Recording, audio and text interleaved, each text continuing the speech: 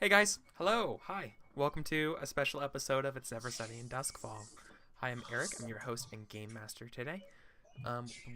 Rather than playing John's Blades in the Dark, we're going to actually play a game of Lacuna, which is by a cool game designer named Jared Sorensen.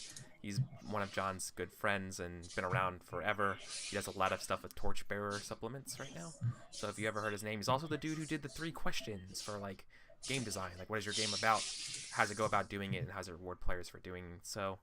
He's that Jared Sorensen. It's the same guy. So we're going to be diving into a little bit of our subconsciouses today.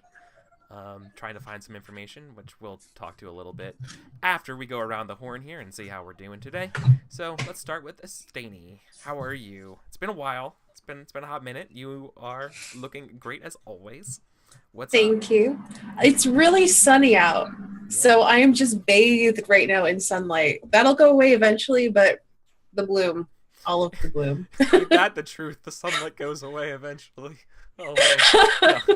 Yeah, no, it's great to have you. But it's never sunny in Duskvol. Yeah, except for here. We're not going to be in Doskvol. We're going to be someplace else. Yes. I'm good.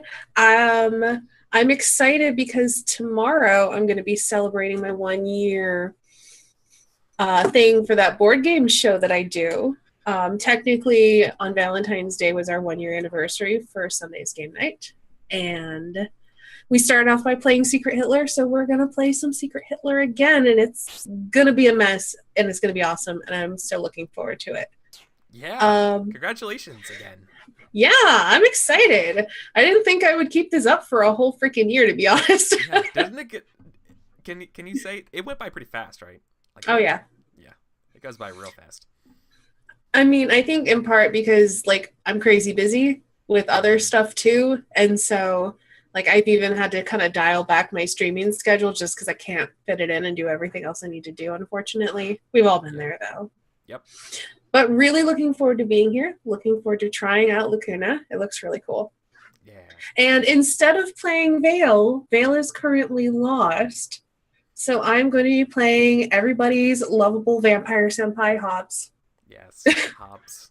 So it's going to be fun to see Hobbs played by someone other than me. Yeah, I'm looking forward to it. Yeah, cool. I'm just waiting for the moment when Eric's like, no, my baby. Dude, I'm too much of a story gamer to give a damn. Yeah, give up that's true. Give That's up that really player true. control You really to don't me. care. One of my favorite games is Remember Tomorrow, where you just throw away characters when you don't want them. And one of my favorite games is Pendragon, where you don't always have full control of your characters. So this is going to work out well for us. So we'll be good. It's cool. So that's good. I'm so glad to have you, and congratulations again for your 1 year streaming anniversary. Cool. And if people wanted to watch your Sunday's game night, where can they find you? Well, you can follow me here on Twitch at twitch.tv/Asteyni, or you can follow me on Twitter at twitter.com/Asteyni. Yeah, or you can do both. Or you can do both. Yeah, cool. Paul, what's up? Liefington, so good to have you. Hey, I'm all right. I'm coming off a 3-night no sleep thing where I have this pinched muscle in my neck and it just wakes me up every time I do anything. Ooh, that sounds bad.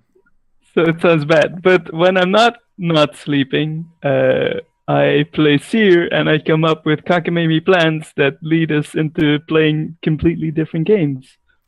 Yeah. And I have to say, I read through some of that. I even skipped down to the part a bit where players are not supposed to go, and it's just the layout, the editing, the art and stuff. It's real nice. I don't know what you call it. I don't know what the word is for this, but it's when if you're trying to convey a theme or an idea, the physical thing that you're if the game book looks like it belongs in the world, then I don't know what you call that, right? When the visual part of it is actually also in theme. I would just say cohesive. I don't know. Yeah, if you were playing a military game and your player's handbook was in the shape of a survival manual, you know what I mean? What do you call that other than cohesion? Yeah, so it's very cohesive. Very cool. If you have severe arachnophobia, though, Yeah, it's not. don't read this book. No. So, cool. And last but certainly not least, Cat/Kelsa. Hello. This is Kelsa. I'm a cat. Wait, I think I got that backwards. I normally play Jewel, but we're all topsy-turvy. I'm going to be playing my backup character, Otto, because Jewel recently gained another trauma and is unconscious and being cared for multiple stab wound injuries, and she's in rough shape. So Akiato is going to join in, and we're gonna just try to just scoop out information from somebody's subconscious and get to the bottom of who these crazy unseen are. Yes.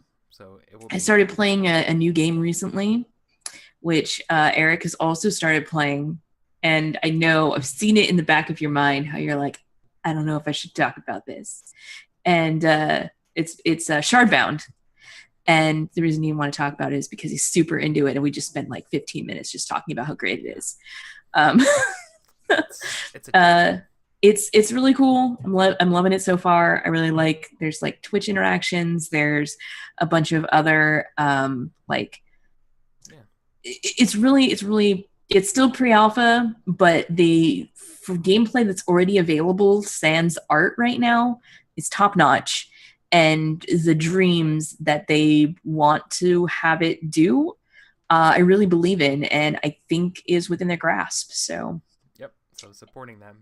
What's a Twitch integration part of that game? Like, well, it's not completely set up, but basically, like, while you're streaming it, people who are watching, if they're watching you, then they can connect to your shard and like help you out. Yeah, and in return they get like a bonus too. It's kind of like imagine like a clan integration where you kind of like have revenue sharing, but like instead of revenue, it's like shard points or whatever that like help you get new cards and decks and stuff, I think. And so nice. It's all about those types of rewards. So like you get in-game rewards for like helping out in community stuff, which is pretty cool. So let's go, but enough about that. Let's talk about Lacuna and what we're doing today. So what are we doing today? So previously, since we're doing a different game here, I will do the previously on, I guess. Yeah, that makes sense. You can reduce one stress if you do it well, Eric. Well, hopefully you might need to. A good enough job. So, previously on It's Never Sunny, we were currently at war with the Unseen, which are kind of like the Silence from Doctor Who, is how I've been kind of flavoring them a little bit. They're basically memory wiping, modifying wizards, essentially. They have like pale ashy skin that gives them like super hardened skin, and they're just not to be trifled with. So obviously we want to get more information on them, and through our adventures we learned that there was a guard by the name of Celine, who's a friend of it's not Edo's friend, it was actually Jules' friend. Jules? Yeah, it was Jules' yeah, friend, Jules' Celine, friend. Who actually had an interaction with them. However, by the time we found Celine, her mind was already wiped. However, through some diligent uncoverings by Seer, that there's chances that there are remnants, or that information is actually locked away in her head somewhere, that the Unseen do not actually erase your memory, they hide it, they lock it away. And there may be ways and tools to uncover that. So since two of our characters are injured and another one had a not traumatized out, but they viced out, I guess. They decided after indulging in their vice, they needed to leave town. Because of this, I felt like it would be a great time to try a different kind of game. So we're playing Jared Swardson's Lacuna here. So we're going to go into the mind of Celine to uncover more information about the Unseen. I do not mean for this to rhyme, but there we go. So that's going to be the idea of where we're at with the game. The way Lacuna will work is that we each have 3 stats. The stats are very much like prowess, insight, and resolve, right? It's very similar to that. We're going to roll dice, and we're going to have instead of like hit points and action potential, it's all your heart rate. So if you ever seen Inception or The Matrix, it's kind of like your stats that are showing up on the screen. Only here in Doskvol, it's going to be more like rudimentary, steampunky gauges and electrical shocks and buttons that are showing our vitals.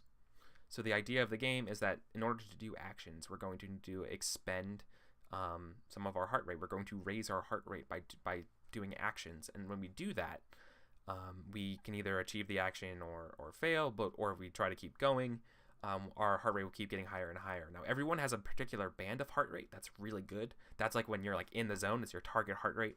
Like if you're working out, your target heart rate, it's this, that's when like you're most optimal. Every character has an optimal level for there. When you're in that zone, you do a lot better. However, if you go above that zone, you start getting into some danger zone areas. And when you get in those danger zone areas, then you can take damage and kind of like die on the slab, and they have to like jack you out. So the idea of the game here is operating around, and we're going to be measuring like our heart rates and making sure that we're okay while we explore this underground stuff in the subconscious of our brains. So that's the idea. I will explain the rest of the game, like the rolling and everything like that when we get to it. But so we're rolling today with Seer, Atto, and Hobbs. With Jewel, who's going to be in kind of our control. You mean Celine? No. Or sorry, no. Vale? Vale. No, wait, Vale left. No. Oh no. Okay. Who's it gonna be? I guess it's gotta be Jewel. No. Is it Brill? Is it a Oh, it's Brill, right? Is it Brill, or is it going to be your No, it's got to be your Psychonaut friend. I think it's my Psychonaut, Yeah, Veldren. I think is his name. Velburn? Veldren. Yeah. Okay. He's gonna be the one doing it. That makes sense. Yeah. Okay. Well, this is his rig and stuff, so that makes sense. Yeah. Yeah. Veldren. And we already acquired some fine quality psychonautic drugs to go with it. So I don't know how like some kind of bonus would translate into this, but maybe it's like something for afterwards, so we don't get like super messed up when we come out of this. If there's not really strong ideas of how to give us a starting bonus. No, there's not really that much. Yeah, no, I have an idea for a starting bonus. It's actually mechanically can be changed into something a mechanic that I'll introduce later when we're in the game. Okay. All right. Basically, hero points is what the game uses, and it can translate into that. So, I think we start with a scene of are we like actually like in Tenpenny or something having this set up, or are we underneath a painted lady, or are we actually over in Veldren's quarters? Like where would you, or we actually no maybe we're in Hobbs's place and Hobbs has the lab set up.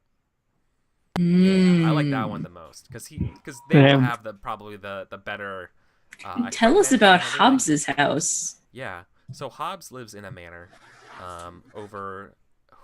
actually we're in Hobbs's safe house, which is in Charter Hall, because his normal manor is in Night Market, and that's under lockdown. Yeah. Oh, shit. You're in a safe house in Charter Hall. You should have us on the map so we can see what we're talking about here. Okay, that sounds pretty reasonable.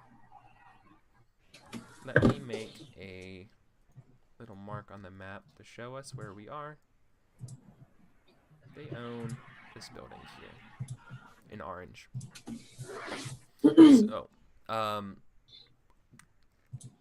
So Hobbs's safe house is a row house.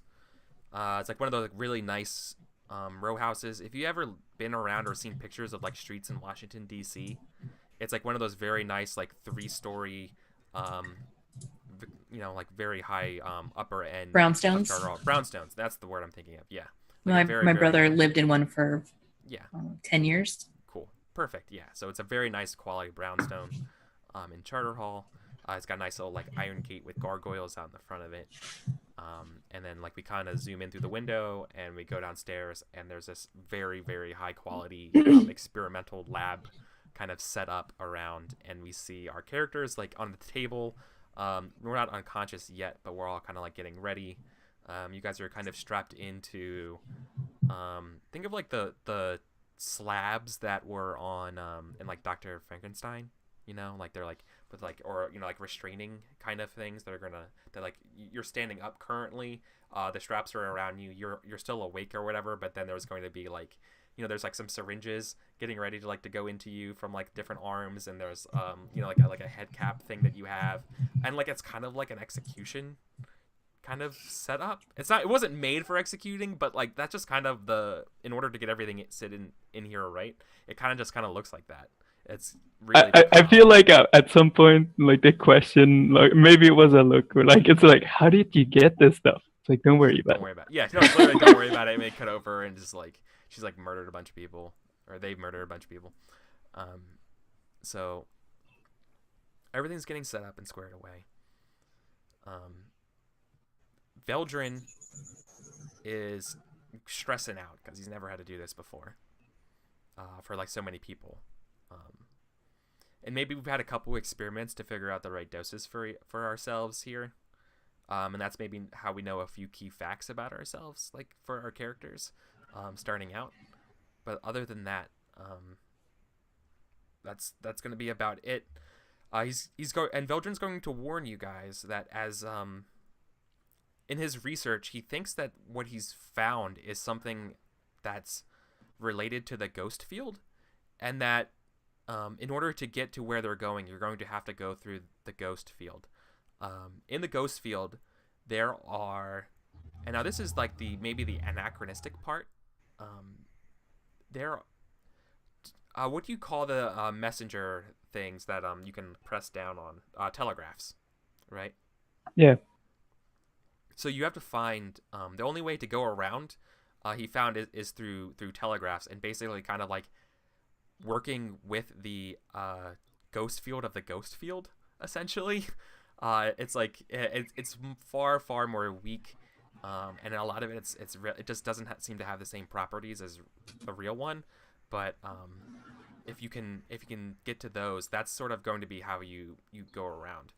So if you ever needed to talk or get a message back to Veldrin, you have to find one of these telegraphs, and that is going to represent our matrix hardwired phone, like to get through and to jack in and out. Okay. Okay. Yeah. So we have to find telegraph machines. That would be our way of communicating back out to Veldrin, or if you wanted to request items and things like that into it.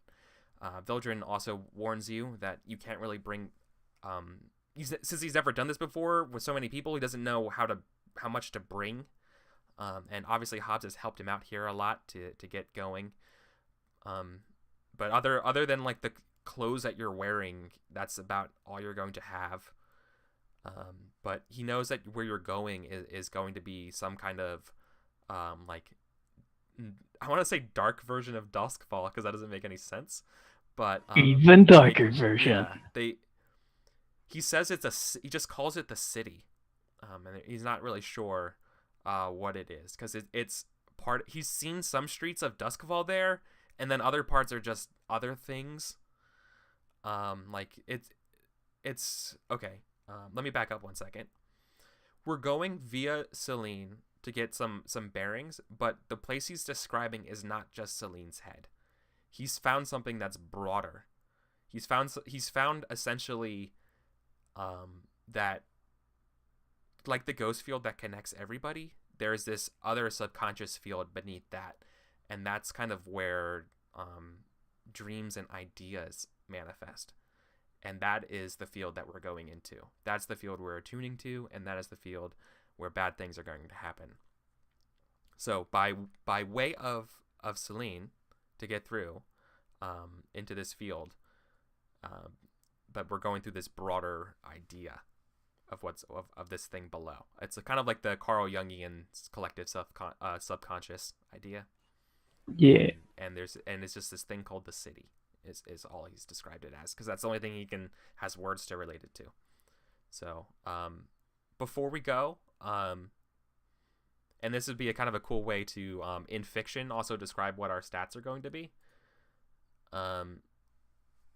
Is there anything you guys want to say before we kind of jack into the ghost field, and like which is kind of like the waiting area before you jump into the city? Yeah, is there like an emergency pull out thing, or like no, you have to find a wire or else you're fucked? He can pull you.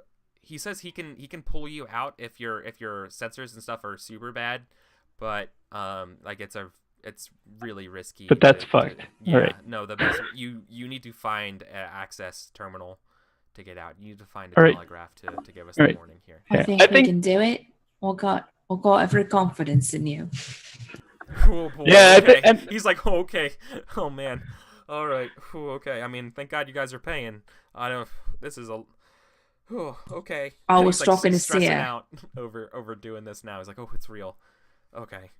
Yeah, and I think like at some point he lost Seer, but it's like, all right, all this what is the actual ghost field stuff is like totally not like he doesn't understand it like a psychonaut would, or that's a different language of nerd. It's a different nerd language. But Seer is like, all right, this is what you do. Like, it's important that you like find those telegraph wires, and that don't do this, do that. And he's like, all right, I can do like those things because they're simple, right? Yeah, cool. Okay, so I think then we're ready to go. And then maybe like the last thing he says before is a like, oh, by the way, do not talk to anything of a spider.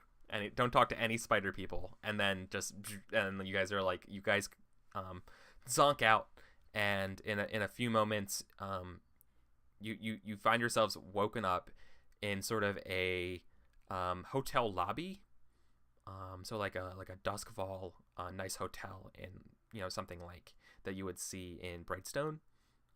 There's like a lobby, there is a guy behind the desk. With sort of, and like there's like two like bellhops or whatever, but other than that, it's kind of like this really like monochromatic or like grayscale nice stone hotel, and there's a little telegraph machine kind of like in the middle, in like a raised dais, like in the middle of this place, with a couple like lamps kind of around it, and it starts ringing. Who's going to answer it? I think I turned to Seer. Yeah, Seer will be like, all right, let's do this. Like, he gets up, he folds his paper that he somehow had in his hand, puts it on the little coffee table. Yeah, and so it's like like the Morse code of testing, 1 2 1 2. Yeah. He has the ear and writes down, and then signals back. All right, we're good. And then it's like, do we need anything right away? To the rest. So he's like, okay, can you? And he's gonna ask you to do some tests real quick, as well. And I think during that part of the test, can you tell me what your stats are? Are you just doing 3-3-3?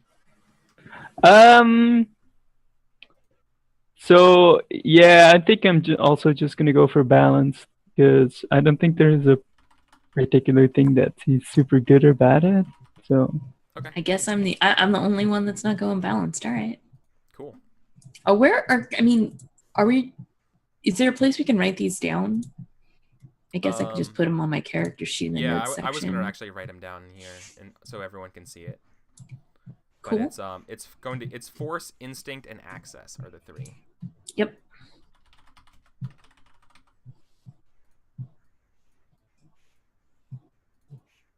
And Seer's doing a 3-3-3. Yes.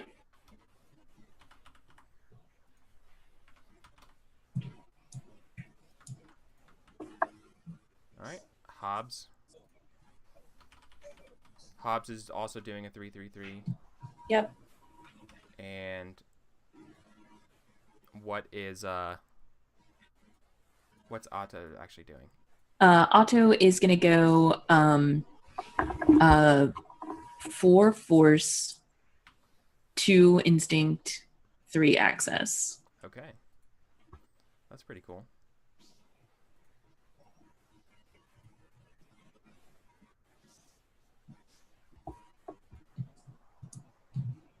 Cool. There we go. All right, so then we kind of tested ourselves out. Yeah, so if you want, you can kind of start. You can try to start bringing in items and stuff like that. Because right now you guys don't have anything on you except for like a piece of paper and a pen, and the clothes that you were wearing beforehand.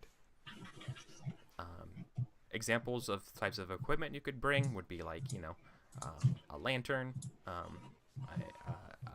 gun, pretty any kind of thing you can think of. You have opportunities to request other things if you can find terminals and try to. I would like to bring in lockpicks because that is within Otto's skill set and wheelhouse, and also something I think might be useful. So. Okay. Yeah. So let's do that. So you're gonna request lockpicks. And I think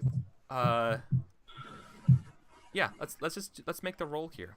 So the rolls in this game work when you want to do something is you roll the type of roll it is, and because this is an access roll because you're requesting an item, you're gonna roll 3 dice. The goal is to hit at least an 11 for success.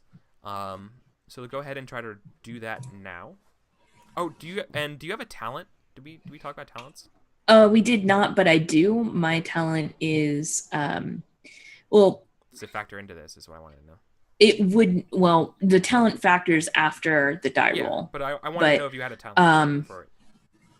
The one I was thinking of one, but I was torn between 2. So what did you guys choose as your talents? I'm really torn too, and it's mostly because I just have no idea. Like, I don't want to pick something wrong, right? But I think investigation for That's a Seer. good one. Yeah, that's good. So that would mean that if ever I roll something investigation-y under insight, I could roll an extra die if I want to. That's it. So I'm torn between athletics or intuition. I was also torn between intuition and I think I was leaning towards like intuition and investigation. But I can also go intelligence, like either intuition or intelligence. I mean, I can stick with athletics then and not and then you can take whichever one you think is more accurate for Hobbs. I don't want to double up on them, Okay.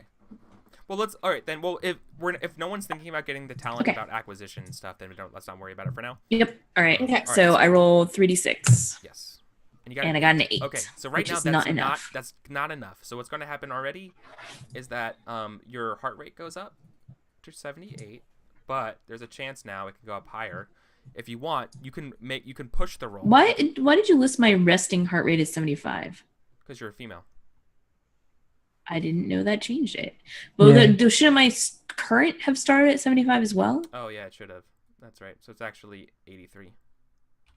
Boop, boop. I mean, I'm just saying.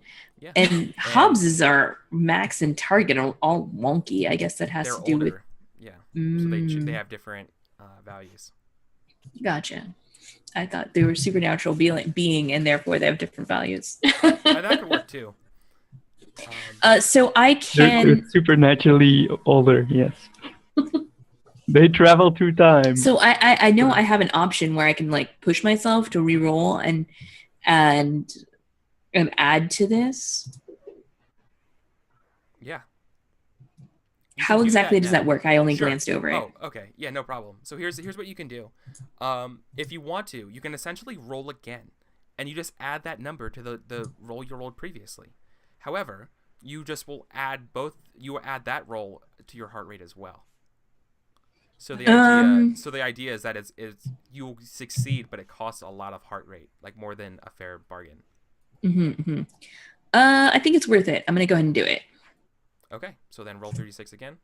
All right. So you're adding 9 more to it. Ouch. Okay. So then you're up to 92. And I think we fine. kind of see, we like the camera cuts out from the as you grab the lock picks that probably show up in sort of like the penny jar next in the hotel. We kind of like cut back out and we see the three of us on these slabs that are like laid down now, that were like up straight, and then he like did the cranks or whatever. You guys are down, and we see kind of like some lights start to turn on above Otto. And Otto, you're feeling okay, like completely fine. Your breath is kind of the same as well. This is just kind of, yeah. I don't think you can actually really tell much of a difference of anything right yet. Perfect. We can see as players that you are getting. I'm totally cool with this. Cool. So. Think we need a weapon, or? We might. Yeah. All right. I'll try to get a weapon then. Okay.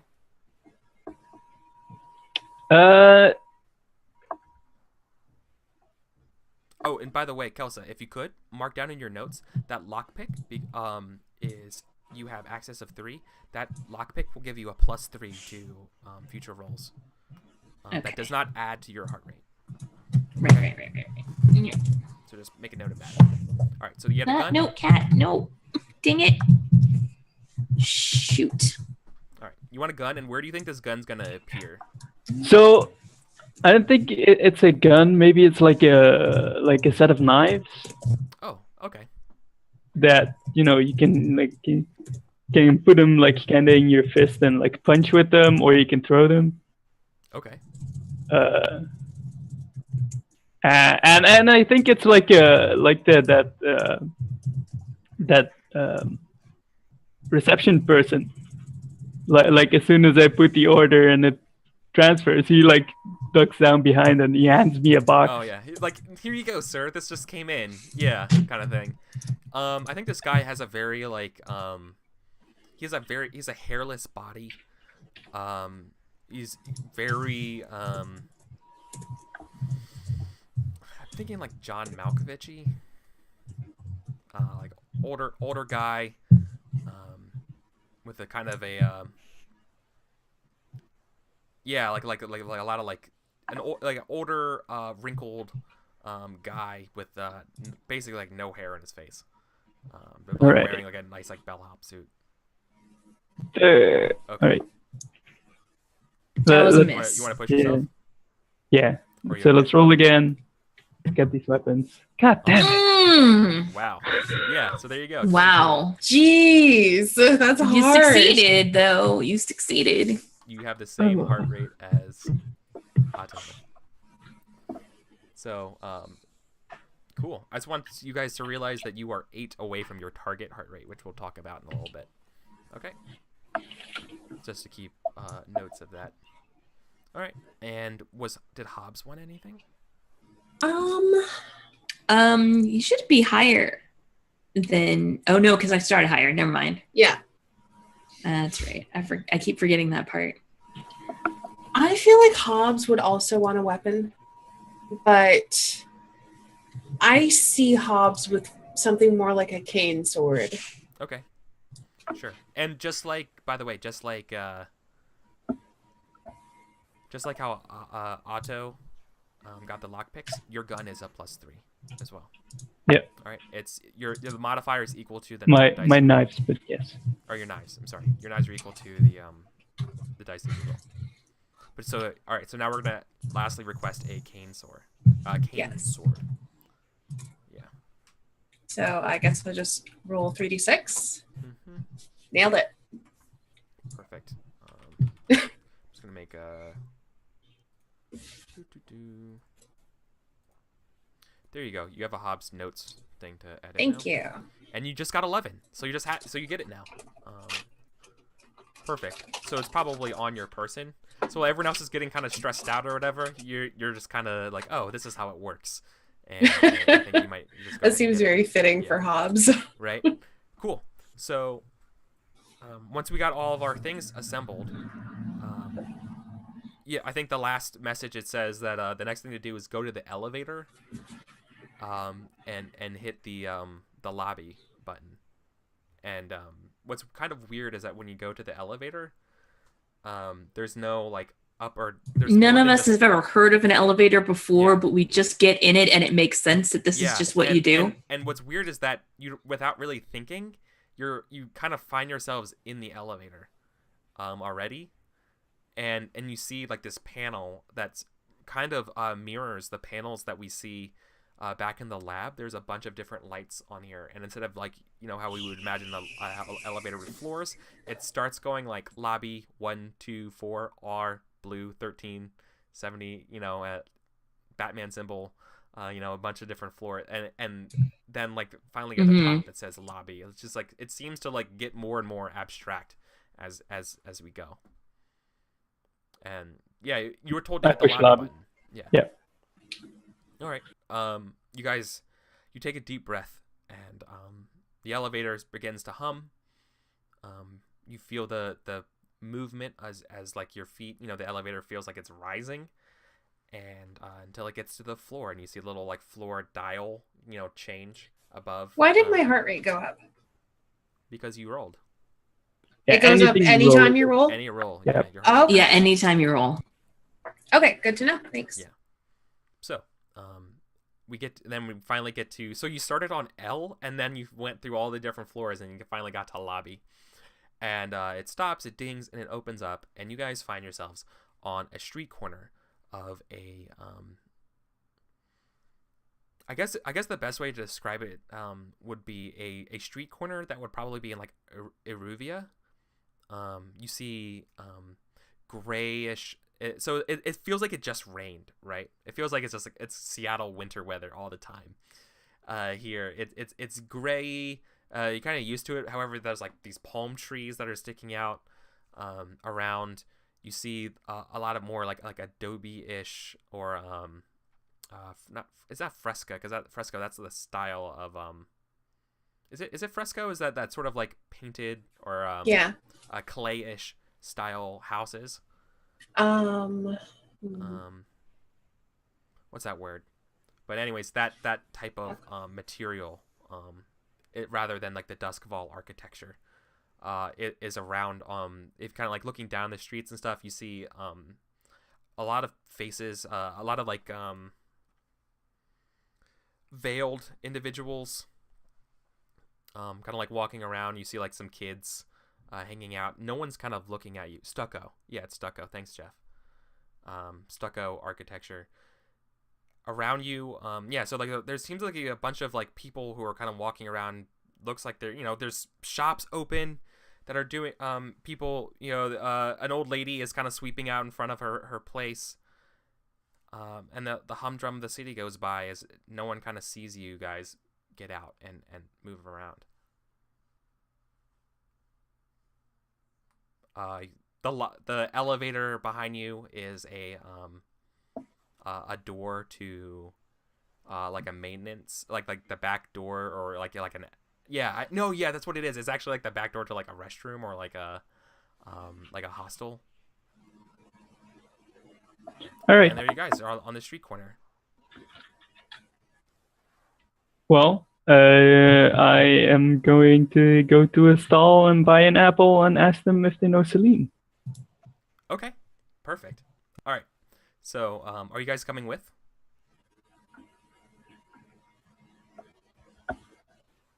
Sure. Okay. Sure. Yeah. So you go to a fruit vendor. The fruit vendor, he's wearing a. Ooh, yeah. You know what? I think he's got He's also got the spirit tokens in him. However, I think they look like they've been removed, and it's just his body with these scars on him, right? He doesn't mind at all, and he happily sells you an apple. He says his name is Borgia, and he says, and when you ask him a little bit about Celine, he strokes his chin, says, sorry, strangers. I'm not sure if I know that name. Go ahead and make your roll here. I feel like this is probably an instinct roll. Let me look at the things. It could be like an access communication thing. Oh no, that's instinct. Never mind. Yeah, communication is under instinct.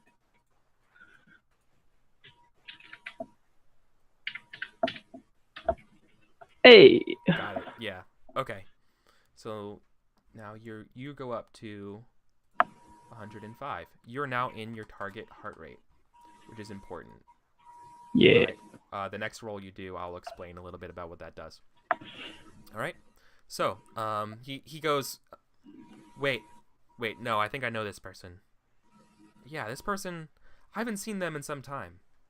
She's a nice lady. She used to. Yeah, like she used to walk through here to go to work. Do you know where she lives if you don't know where she is now?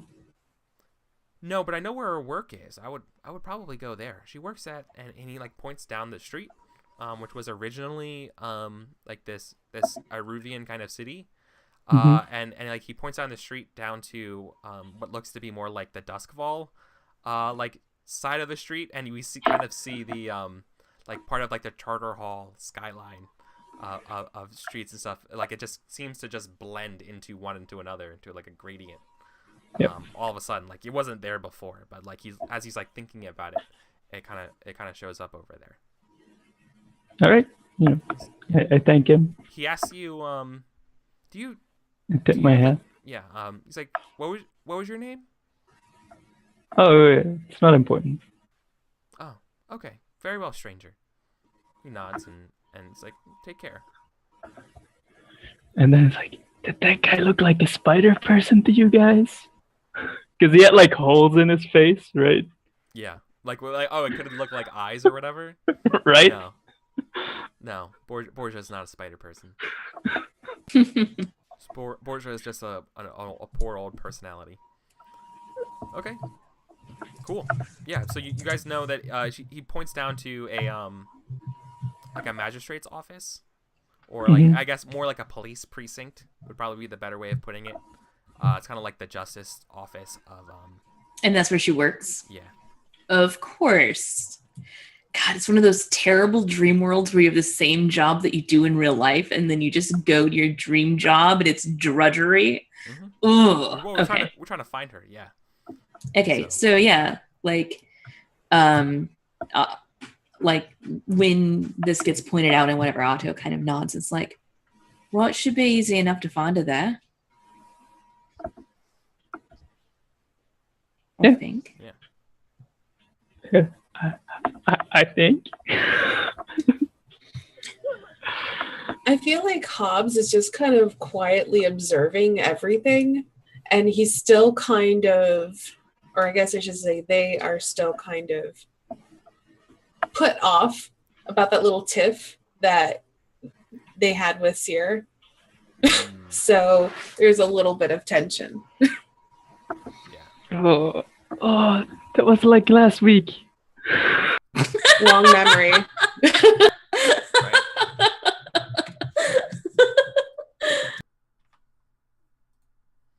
All right. Yeah, so I guess we're gonna head over into the precinct, or are we gonna wait for her to come out? Yeah, it's up to you guys. He only told you that he knows where he works. Doesn't know if she's actually there. What do you think, Otto? Well, I think it's the best place to ask around. At least if she ain't there, then maybe someone else have seen her, right? Yeah. Yeah. Makes sense to me.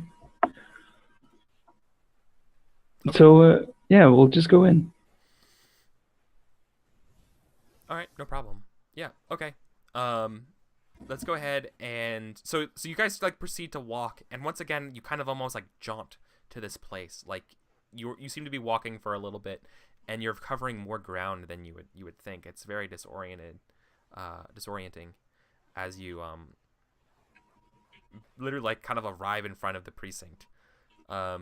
you can hear like the sounds of like ringing and stuff inside, and like like get back to like get time to get processed bub kind of stuff, right? And as like the humdrum of the as the courts and the jail buzz from behind these doors. I feel like they have like those like detective-y doors with like the glass opaque things. Yeah. It's like an inside door on the outside of the building is what I'm trying to say. And yeah, Nice. and it just says precinct let's say precinct 4.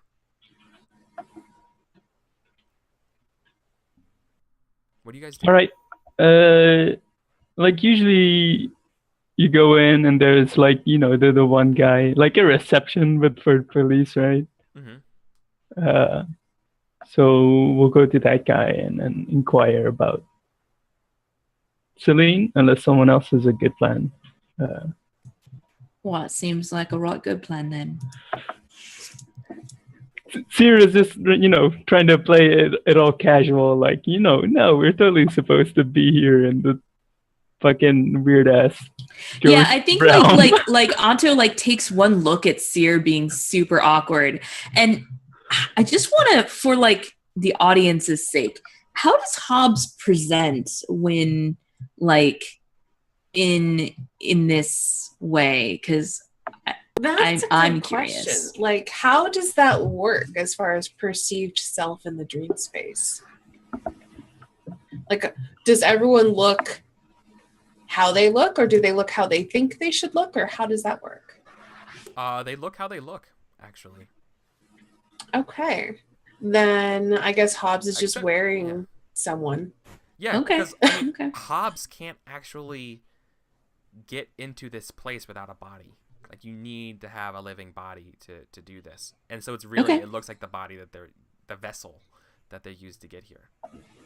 Okay, that's fair. So, like, I think Seer, like Otto sees Seer being, like, kind of awkward, like, we're just gonna go in there or whatever, at which point she just strides in there and, like, leans over the desk, like, right into the face of whoever's, like, the receptionist. It's like, oh, hello, love. I'm looking for Celine. She been round here? Like, heavy sigh, Yeah. Adjust cleavage. Okay. That's definitely that sounds like you need to give me an instinct roll. Sure. Of course, instinct is what I'm worst. Well, yep, instinct's what I'm worst at. Perfect. Or, actually, maybe this is just access, actually. Because you're asking for information, right? Yeah. I don't know how that works. Yeah. This would be about, it kind of involves your resourcefulness and a lot of the access stuff is specifically to control. Yeah, what a I'm little bit more though for control. Let's say no. You want information and stuff like that. So guess instinct. All right, instinct it is. Now hold on. So before we, did you want to have a trait or anything like that? Now, like I chose my trait and it's not going to apply. Okay, cool. I already chose my trait as. No, I'm gonna go back to what I originally said, and I'm gonna make it be instinct, the intuition. Okay, sure. Because I think that really makes the most sense, and yeah, okay. Sure. Well, let's do it. I can, but it's unlikely that I'm gonna roll on 2 dice. Ooh. All right, I'm just gonna roll 2 more dice. I'm gonna push myself here. That is 15 total. That's enough. It's 13, but yeah, 13. It's still enough. 13. You're right. I want it to be less. It's good. Your once again heart rate's tied with Seer. Nice work. Which puts us both in our target zone. Yes. And if I'm reading this correctly, and please correct me if I'm wrong, when your heart rate is in the target zone, you can roll any number of dice for doing whatever action. That's really cool, but your heart rate is going to go up. Okay. You become what's it called? Not unlimited. Limitless. Like the movie, essentially. This is your zone when you can roll as many dice as you want for it. In addition, any 6s you get gives you hero points to help out you Sweet. in other things, which I will explain in a little bit. Nice. In fact, actually, maybe I'll do it now because you guys have just got to your target heart rate. So everybody, for fun and purposes of this game, you guys all have access to one type of thing, one special talent called meditation, and that's when you find a time to sort of rest and recuperate and kind of refocus yourself. You can spend what's called a commendation point, which right now you have 2 of because you had those exceptional drugs and stuff to get in here. You can spend 1 and reduce your heart rate by 1d6 each. So like if you spend 1 point, you can roll 1d6 and subtract that from your heart rate. Okay? Cool. Cool. All right. So you all have 2 points of that. Okay. Cool. So that's where we're at, and they look you over and they say, "Do you have?" Yeah, they're here, but do you have an appointment? She's very busy today with the case coming up and all. I think she'll want to see me. Yes. Okay. And she's like looking through her paperwork and say, "Okay. Yeah, no, that'll be fine. Okay, come with me. Come with me." And she's going to she gets up. I think this lady's name's Pam. I think Pam is wearing a like the standard blue coat police officer uniform. And she's like holding her hat or her cap in one hand and stuff, and as she takes you guys up these stairs, and she takes you to the office of I need to raise this. And she takes you to the office of Celine. Celine is, as you guys are walking, you kind of realize you're walking towards the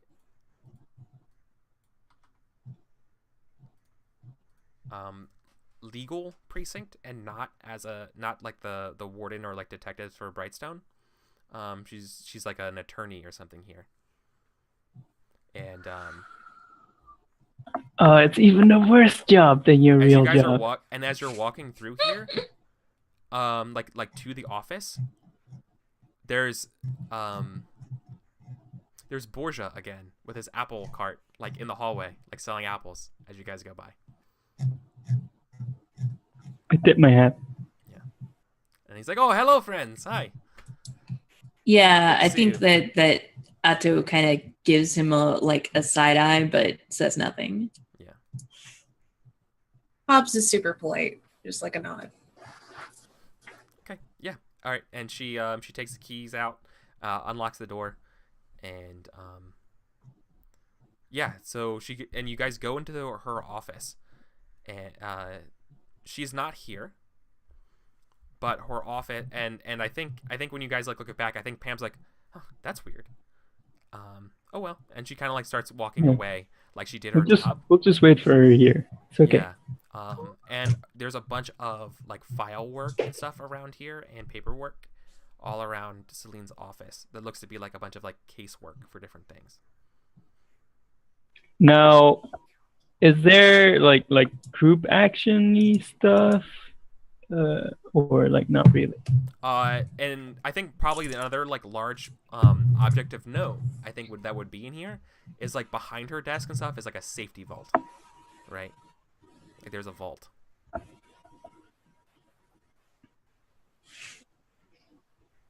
So is there like there's like a safety vault in her room here? Yeah, like in her office, like like I want to keep secret documents and stuff.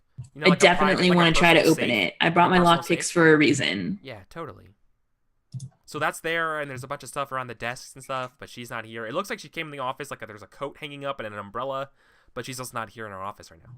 Yeah, like Otto kind of looks around and she like points to the coat, and like she points to the desk. It's like, "You two sit over there, and we'll see if I can crack this thing open. All right?" Mm-hmm. Yep. So would it be access to try to open this vault door? No, I think it'd be force. Force? Okay, even better. So I can roll. I can roll 7. I can roll any number of dice, but yeah, I can use my guys as a minor retcon, only because I think this game would be a little bit more fun if we could do it. Can we just retcon that? And not all sound has to go through the telegraphs to get to control. Can you guys have like this like speaker, like the magic stone speaker things or something for this that you can, like, Yeah. if you needed to? Sure. Okay. Just, sorry, as a retcon, I feel like that would be a little bit more fun. So if, in order to jack out of the place, right? We'll need that hard line, but we can communicate through these little magic stones. Yeah. Literally That's in cool. the Matrix. I get it. Right. Or if it's not even stones, what if maybe if you just wanted to try to talk to them, or like a way like I'm still dreaming kind of thing. I don't Because know. like if someone's shouting in your ear while you're half asleep, you can still kind of hear them, and it gets Yeah, and incorporated that's in kinda your like dream. it's kind of what it's going on, right? So I think it might be that. All right. So like either like let's say it's a speaker stone. I don't care. It's a speaker stone. Okay. Cool. So you get all right. Done. Okay. So I can roll any number of dice because I'm in my target heart rate, but 3 of them do not count against me because I have 3 points of No. my item. No. No, you add that to your roll, but they don't count for your heart rate. Correct. Well, that's what I'm saying. They don't count against me when I add them in my roll. Well, it's not 3 dice. It's a modifier of +3. Oh, it's just a +3 modifier. Yeah. Okay. That's good. That's good. Okay, so I'm gonna roll 5 dice. And then I get Jeez. +3. What? That's only one more. That's only one more than my normal force is. Yeah. I know, but that's like 30 heart rate. So Why? that's I don't think so. It's not. I'm not gonna roll all 6s. If I do, You get that will, if I Technical roll all commendation. 6s, I will get 5. I'll get Yeah. 5 commendations. I know. I'm just saying. Like there's a hard and upper limit. and too. if I take 30 heart rate, I'll still be in my target zone, so it's All right, fine. all right. So I take 17, and I definitely hit it, and I get a commendation. Yes, you do. Awesome. So let me mark up the current to 22.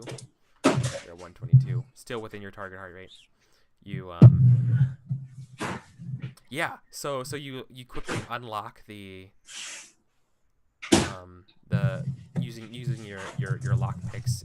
You kind of like get into like where the key, like you find the right dials and you open that, and then there's another door with a key and stuff which you pick and you open that, and then there's like another one that you have to open, and it just seems like there's like these like layers and layers of doors you have to go through, and then finally like it opens, and inside there's a bunch of documents labeled, you know, like you can see like printed on it like classified stuff, like dossiers, like looking like, you know, like those manila envelopes with a bunch of like things sticking out of it, and one of them has a picture of a little girl on it, on the outside, and like a you know, like a paperclip is holding the the photo of a little girl.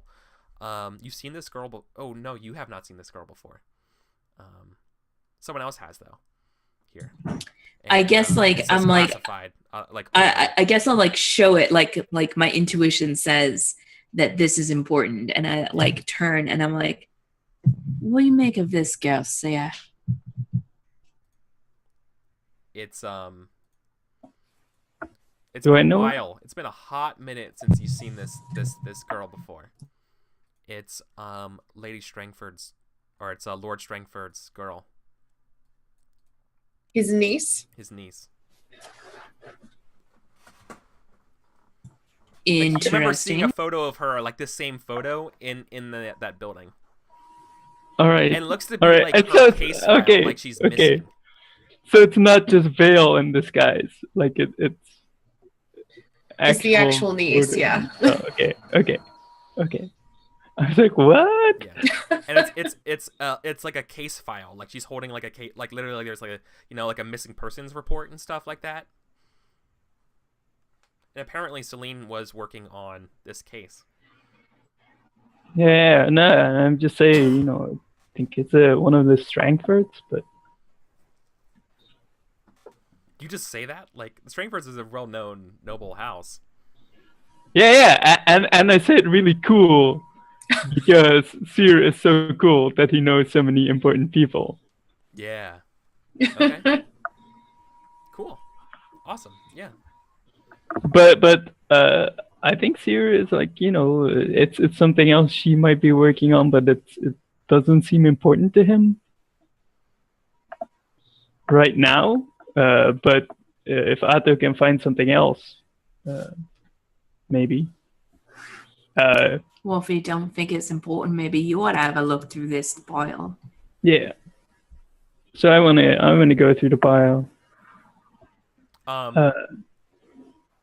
Of what I'm looking for, right, is if this is like a physical manifestation of her memory kind of thing, then there would be like blank pages somewhere for no reason, and then go a couple of pages back and see where like, hey, I'm supposed to go here, 3 blank pages, and then the next day right.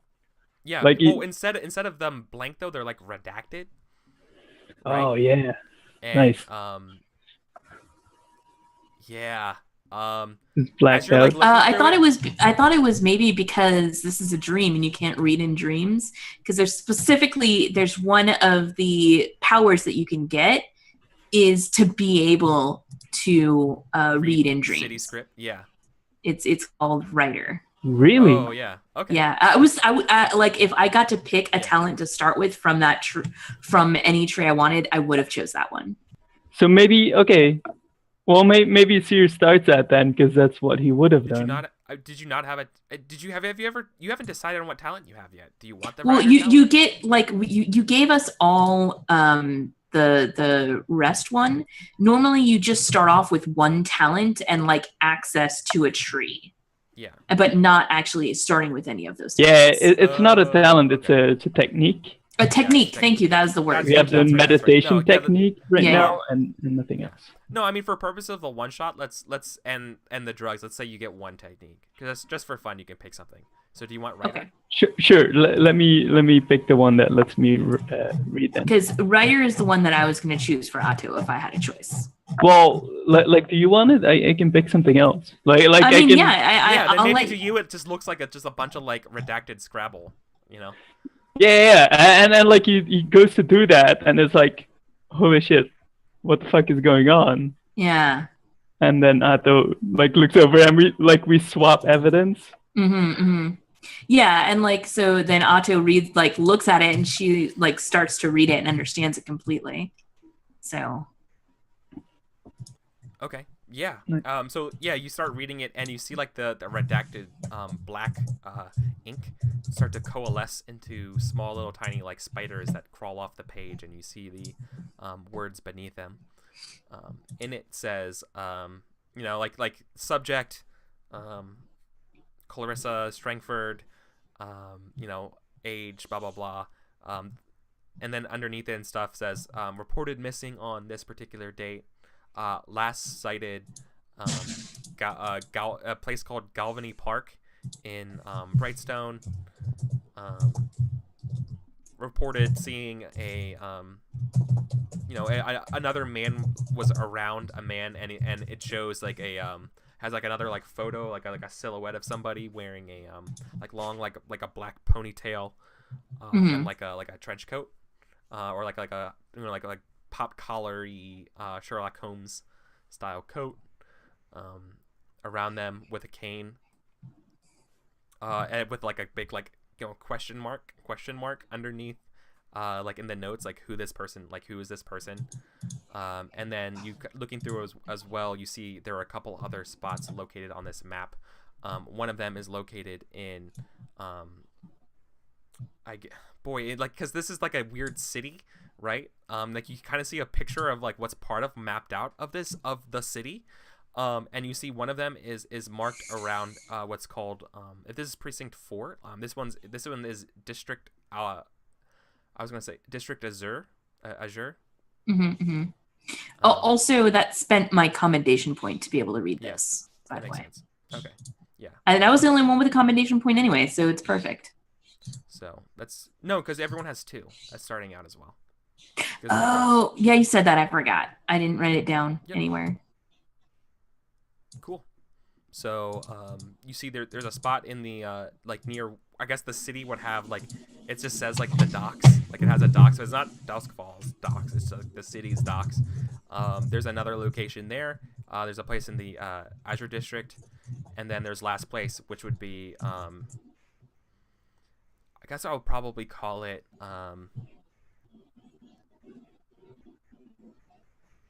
no, I think there's one back actually kind of near where you guys started in that Aruvian area, which also would probably need a name, and I think it's probably called Kestrel Heights is what I'm gonna call it. Sure. Right, I think we need to go over to this Azul district. What? There's way over there. Look at this map. It's clear. It's right clear. Yeah. Obs, you've been awful quiet. I'm just Hobbs has taking been in going sight. through the documents on the desk.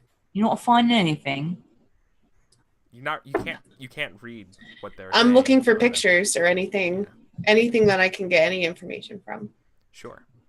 Because we do have we caught that one unseen guy. Like, do they have like other photographs of like a similar man?